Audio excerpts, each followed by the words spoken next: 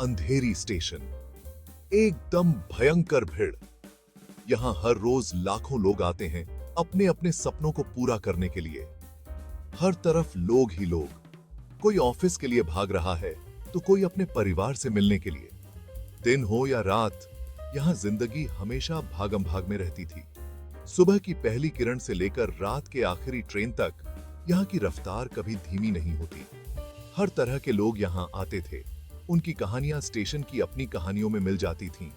कोई अपने गांव की यादें साझा करता तो कोई अपने शहर की। वड़ा पाव और चाय की खुशबू से भरी हवा में दुकानदारों की आवाजें और खाने की महक सब मिलकर एक अलग ही माहौल बनाते थे। अनाउंसमेंट और जल्दी जल्दी चलते लोगों के कदमों की आहट गूंजती रहती थी। हर पल एक नई ट्रेन की घोषणा, और हर घोषणा के साथ एक नई उम्मीद। बाहर से आने वाले को यह सब बहुत ज्यादा लग सकता था। पहली बार आने वाले यात्रियों के लिए यह भीड़ और शोर एक चुनौती हो सकती है, लेकिन मुंबई वालों के लिए यही जिंदगी की रफ्तार थी। वे इस भीड़ और शोर में भी अपनी मंजिल तक पहुंचने का रास्ता ढूंढ लेते हैं। यही मुंबई की खासियत है, यहां की रफ्तार, यहां की ऊर्जा और यहां के लोग। अर्जुन, एक जवान ग्राफिक डिजाइनर, स्टेशन के भूल भुलैया जैसे रास्तों से आसानी से गुजर रहा था। वह काम पर एक लंबे दिन के बाद घर लौट रहा था। डेडलाइन पास थी और उस पर काम का बहुत प्रेशर था। उसे बस अपने बिस्तर की आराम की चाहत थी। जब वो अपनी ट्रेन का इंतजार कर रहा था, थकान की एक लहर ने उसे घेर लिया। उसने एक बेंच पर झपकी लेने का फैसला किया। जब अर्जुन ने अपनी आंखें खोलीं, तो स्टेशन की घड़ी उसे एकदम घूरती हुई दिखाई दी। सुबह के 1:30 उसके होश उड़ गए। उसे गहरी नींद आ गई थी और उसकी ट्रेन छूट गई थी। सतीश की ही जो स्टेशन लोगों से खचाखच भरा रहता था, अब वीरान पड़ा था। जानी पहचानी आवाजें अब एक अजीब सी खामोशी में बदल गई थीं। उसके रियर की हड्डी में सिहरन दौड़ गई। उसने अंधेरी स्टेशन को इतना खाली, इतना शांत कभी नहीं देखा था। हवा में अजीब सी घुटन छा गई, जैसे कोई अनदेखी दहशत हो। यह रात कुछ अलग थी, जैसे किसी अनजाने खतरे का संकेत दे रही हो। चारों ओर सन्नाटा पसरा हुआ था और हर कोने में अंधेरा छाया हुआ था। अर्जुन को अपनी गर्दन के पीछे एक झुरझुरी सी महसूस हुई, जैसे कोई उसे देख रहा हो। उसने अपने चारों ओर देखा, लेकिन कोई नहीं था। उसकी धड़कनें तेज हो गईं और उसे लगा कि कोई छुपकर उसे देख रहा है। उसने सुनसान प्लेटफॉर्म पर नजर दौड़ाई। उसका दिल जोर जोर से धड़क रहा था। हर कोने में उसे परछाइयां नजर आ रही थीं, जो उसकी ओर बढ़ती हुई प्रतीत हो रही थी। उसे समझ नहीं आ रहा था कि यह सब क्या हो रहा है। धुंधली रोशनी में परछाइयां नाच रही थीं, डरावनी शक्लें बना रही थीं। हर परछाई उसे और भी डरावनी लग रही थी, जैसे वे उसे घेरने की कोशिश कर रही हों। अर्जुन ने अपने आप को शांत करने की कोशिश की, लेकिन उसका डर बढ़ता ही जा रहा था। हवा का हर झोंका, लोहे की हर चीख उसे डर से भर देती थी। प्लेटफॉर्म पर हर आवाज उसे और भी भयभीत कर रही थी। उसे ऐसा लग रहा था कि कोई उसके बहुत करीब है, लेकिन वह उसे देख नहीं पा रहा था। मुंबई की गर्मी के बावजूद उसे ठंड लग रही थी। उसकी हड्डियां कांप रही थीं और उसे समझ नहीं आ रहा था कि यह ठंड कहां से आ रही है।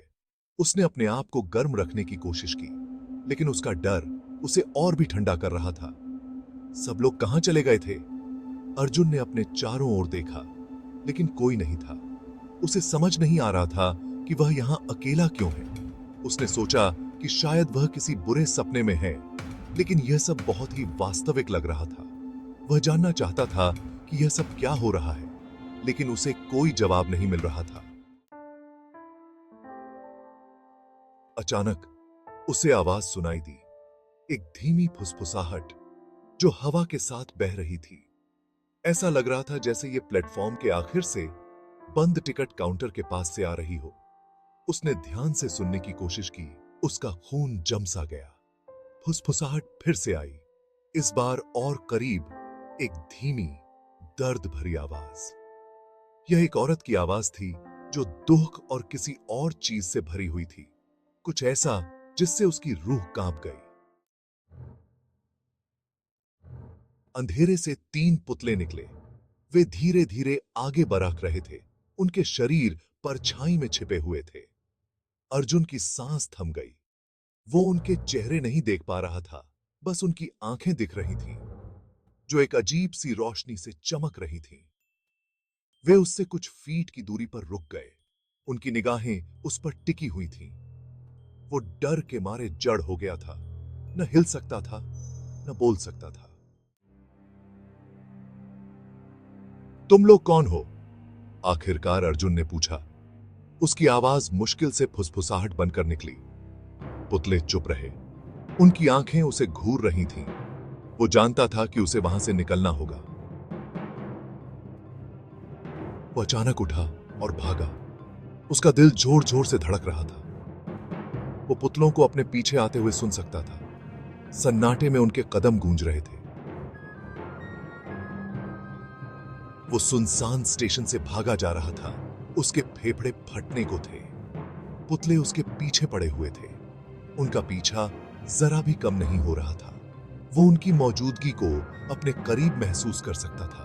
उनकी ठंडी, भूतिया सांसें अपनी गर्दन पर महसूस कर सकता था। उसने पीछे मुड़कर देखने की हिम्मत नहीं की। डर उसके कदमों को और भी तेज कर रहा था। उसे मुख्य द्वार तक पहुंचना था, स्ट्रीट लाइट की रोशनी तक पहुंचना था। स्टेशन से बाहर निकलते हुए अर्जुन सुबह की रोशनी में ठोकर खाकर गिर पड़ा। सड़कें अभी भी ज्यादातर खाली थीं, लेकिन जिंदगी की पहली किरणें दिखाई देने लगी थीं। उसने पीछे मुड़कर देखने की कोशिश की। स्टेशन का प्रवेश द्वार खाली था, पुतले गायब थे। वो बच गया था, लेकिन दहशत अभी भी उसके अंदर थी। उसके पेट में एक ठंडी गांठ सी बंध गई थी। अर्जुन अंधेरी स्टेशन पर बिताई उस रात को कभी नहीं भूला। उस रात की ठंडी हवा, स्टेशन की वीरानी और चारों ओर फैला सन्नाटा, सब कुछ आज भी उसकी यादों में ताजा है। फुसफुसाहट, चमकती आंखें और उस भयानक पीछा की यादें उसके दिमाग में हमेशा के लिए बस गईं। हर बार जब वह उस स्टेशन के पास से गुजरता, उसे ऐसा लगता जैसे कोई उसे देख रहा हो, जैसे कोई उसकी हर हरकत पर नजर रख रहा हो। वो उसके बाद कभी भी अंधेरा होने पर स्टेशन पर नहीं रुका। हमेशा जल्दी से जल्दी वहां से निकलने की कोशिश करता। उसे लगता था कि अगर वह वहां ज्यादा देर रुका तो वह भयानक रात फिर से दोहराई जाएगी। हमेशा अपनी ट्रेन टाइम पर पकड़ने की कोशिश करता रहा। वह कभी भी स्टेशन पर अकेला नहीं रहना चाहता था, खासकर रात के समय। उसे हमेशा डर लगा रहता था कि कहीं वह फिर से उस भयानक अनुभव का सामना न करना पड़े। और कभी-कभी देर रात उसे ऐसा लगता जैसे उसे हवा में एक धीमी फुसफुसाहट सुनाई दे रही हो, जैसे कोई उसे पुकार रहा हो। वह आवाजें उसे उस रात की याद दिलाती थीं जब उसने पहली बार उन फुसफुसाहटों को सुना था। उस रात की एक भयानक याद दिलाती हुई बब्बा से पाप पोसालते जब ये पी वह अकेला था और उसे लगा कि कोई उसका पीछा कर रहा है। वह डर और बेचैनी आज भी उसके चेहरे पर साफ झलकती है। जब उसका सामना अंधेरी स्टेशन के अंधेरे से हुआ था, वह अंधेरा, वह सन्नाटा और वह भयानक अनुभव, सब कुछ आज भी उसकी यादों में जिंदा है। अर्जुन जानता था कि वह उस रात को कभी नहीं भूल पाएगा और वह डर हमेशा उसके साथ रहेगा। इस